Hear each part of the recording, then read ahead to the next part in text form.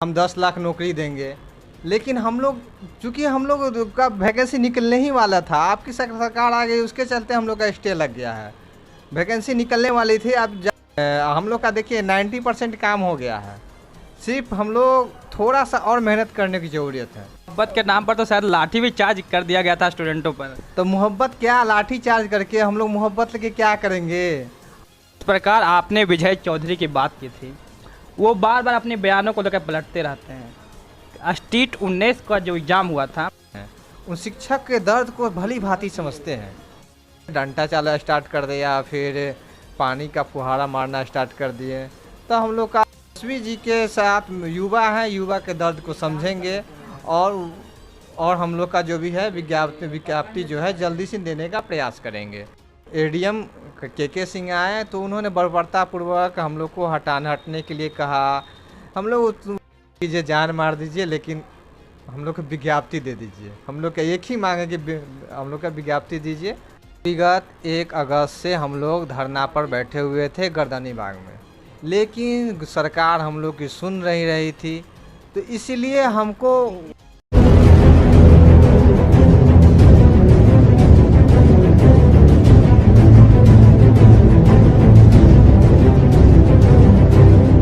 नमस्कार, आप देख रहे हैं बिहार सेवा न्यूज। मैं हूं आपके साथ राहुल कुमार।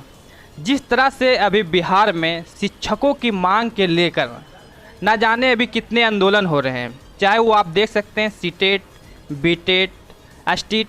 लगातार अनिल सर जो थे स्ट्रीट के लेकर इतना आंदोलन किए, लेकिन फिर भी उसका निष्कर्ष नहीं निकल पाया। पिछले दिनों आप देखें कि जिस तरह सीटेट का आंदोलन 22 अगस्त को पूरे बिहार में और ख़ास करके पटना के डाक बंगला चौराहे पर जिस तरह से आंदोलन हुआ था, लेकिन उसके बाद क्या निष्कर्ष निकला, क्या निष्कर्ष नहीं निकला, वो सब जानेंगे।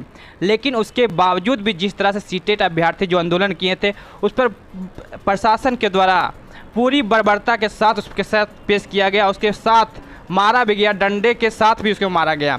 और जिस तरह से एक वीडियो वायरल हुआ था जो कि एडीएम के द्वारा उन छात्रों को पीटा जा रहा था। इन्हीं सब मुद्दों को लेकर हमारे साथ मनीष जी हैं, इनसे हम जानने का प्रयास करते हैं कि क्या कुछ निष्कर्ष निकला था उस आंदोलन में। नमस्कार सर, हम सीटेट पास अभ्यर्थी हैं।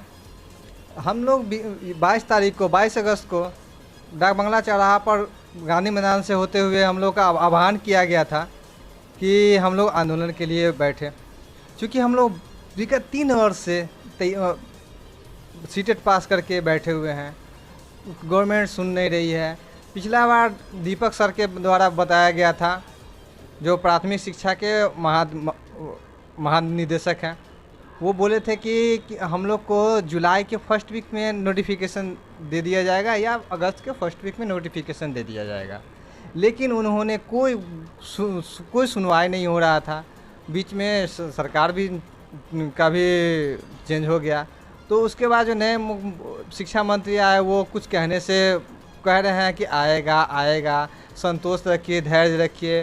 कह रहे हैं हम पूरे जो है लोगों में मोहब्बत फैलाएंगे, ये सब करेंगे। मोहब्बत के नाम पर तो शायद लाठी भी चार्ज कर दिया गया था स्टूडेंटों पर। तो मोहब्बत क्या, लाठी चार्ज करके हम लोग मोहब्बत लेके क्या करेंगे? हम लोग को नौकरी दे दीजिए आराम से।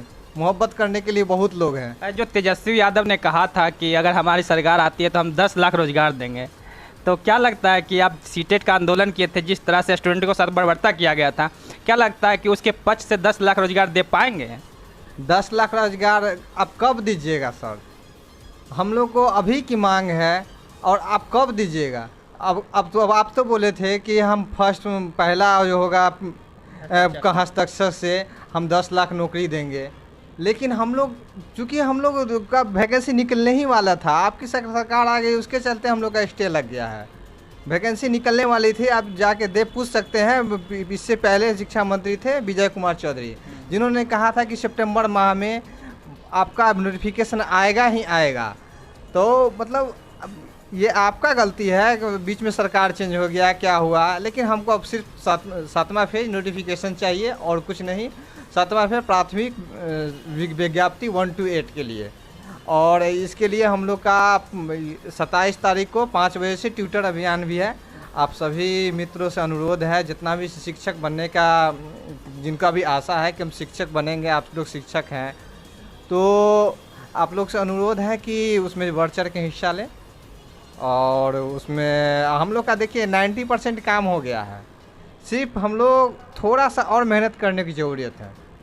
ऐसा नहीं है कि जितना भी है हम लोग का जो मुद्दा है, जिस दिन से हम लोग आंदोलन किए हैं, हम लोग का जो मुद्दा एकदम लाइट में आ गया है। आप लोग सिर्फ हम सपोर्ट कीजिए, हमारे कोर कमेटी भी है, सभी लोग का सहयोग है और सभी लोग का सहयोग कीजिए। और आप लोग का सहयोग से बहुत जल्द ही नोटिफिकेशन आ जाएगा, ये हमारा उम्मीद है। जिस प्रकार आपने विजय चौधरी की बात की थी, वो बार बार अपने बयानों को लेकर पलटते रहते हैं। स्ट्रीट 19 का जो एग्ज़ाम हुआ था, उसमें विजय कुमार चौधरी जो हमारे शिक्षा मंत्री थे, उसके द्वारा एक बयान आया था कि जो स्ट्रीट में पास करते हैं उन सब को नियुक्ति करा दी जाएगी। लेकिन फिर उसका एक बयान आता है कि सिर्फ ये एक पत्रकारिता परीक्षा थी, ये नियुक्ति परीक्षा नहीं थी, इसलिए आप सब आंदोलन ना करें। वो हमेशा बार बार पलटते रहते थे। इसके बारे में आप क्या कहना चाहते हैं? देखिए, मामला यहाँ है, मुझे अभी स्टेट से कोई लेना देना नहीं है। हम सीटेट पास अभ्यर्थी है, हमको सीटेट का मामला है। हमको सिर्फ सीटेट का 1 to 8 प्राथमिक विज्ञप्ति हमको चाहिए। और हमको स्टेट में आप जो है वो आपका मुद्दा है, तो हम सीटेट पास अभ्यर्थी है, हमको सिर्फ प्राथमिक विज्ञप्ति चाहिए और कुछ नहीं।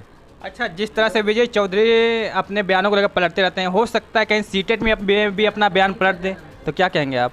विजय चौधरी पहले के शिक्षा मंत्री थे, उनका सोच का अलग था, अब जो सोच था वो भी अच्छे थे। अभी जो है नया शिक्षा मंत्री हैं और नए जोश है इनके पास, और युवा उप मुख्यमंत्री तेजस्वी जी हैं। तेजस्वी जी के साथ युवा हैं, युवा के दर्द को समझेंगे और हम लोग का जो भी है विज्ञप्ति जो है जल्दी से देने का प्रयास करेंगे। और क्या कहते हैं, शिक्षा मंत्री नया जो चंद्रशेखर हैं, वो भी एक शिक्षक रह चुके हैं, उन शिक्षक के दर्द को भली भांति समझते हैं। इसलिए उनसे अनुरोध है कि हम लोग का विज्ञप्ति जल्दी से जल्दी देने का कष्ट करेंगे। जो 22 तारीख को आंदोलन हुआ था, जिस प्रकार आपने सीटेट का जो लाखों अभ्यर्थी जो आए थे पटना और डाक बंगला पर, जिस तरह से आपने आंदोलन किया था और आप सभी पे लाठीचार्ज किया गया था, तो क्या लगता है कुछ निष्कर्ष निकला? देखिए, हम लोग विगत 1 अगस्त से हम लोग धरना पर बैठे हुए थे गर्दनी बाग में, लेकिन सरकार हम लोग की सुन नहीं रही थी। तो इसलिए हमको वो सरकार सुन नहीं रही थी, इसलिए हम लोग आंदोलन पर आए हैं। हम लोग का आंदोलन करने का कोई मंशा नहीं था, हम लोग आंदोलनकारी नहीं है। हम लोग सिर्फ अपना मांग को लेके रखने के लिए गए थे ताकि गवर्नमेंट मेरी बात सुने। लेकिन वहाँ हम लोग गए तो वहाँ हम लोग क्या कहता है आंदोलन के गए यहाँ से गांधी मैदान से चले तो हम लोग को डाक बंगला के पास रोक दिया गया। हम लोग आराम से शांतिपूर्ण ढंग से रुक गए और आराम से अपना जो भी मांग था वो रखना चाह रहे थे। लेकिन हम लोग से कोई भी अधिकारी मिलने के लिए नहीं आए। ऊपर से जब एडीएम के सिंह आए तो उन्होंने बर्बरतापूर्वक हम लोग को हटने के लिए कहा। हम लोग उस समय भी कुछ नहीं कहे, अपना जो भी था वो उसके बाद उन्होंने डंडा चाला स्टार्ट कर दिया, फिर पानी का फुहारा मारना स्टार्ट कर दिए। तो हम लोग का जो है अब एडीएम साहब का जितना सोच था उन्होंने अपने स्तर से जो किया वो उनका मामला है। अब हम लोग को कुछ भी कीजिए, जान मार दीजिए, लेकिन हम लोग को विज्ञप्ति दे दीजिए। हम लोग का एक ही मांग है कि हम लोग का विज्ञप्ति दीजिए। हम लोग बहुत परेशान हो चुके हैं, 3 साल से परेशान हैं। हम लोग रोड पर आ चुके हैं, अब रोड पर से कहाँ जाएंगे। यानी जब तक विज्ञप्ति जारी नहीं होता है तब तक इस प्रकार आप आंदोलन करते रहेंगे, या तो ट्विटर के माध्यम से या तो स्थानीय लेवल पर? देखिए, अगर सरकार नहीं मानती है तो यही का एक कहानी सुने होंगे आप लोग, मरता क्या नहीं करता। हम लोग कुछ भी कर सकते हैं आंदोलन में। अगर अभी आप नहीं सुनिएगा तो आगे और इससे भी बड़ा आंदोलन होगा। क्या करेंगे हम लोग?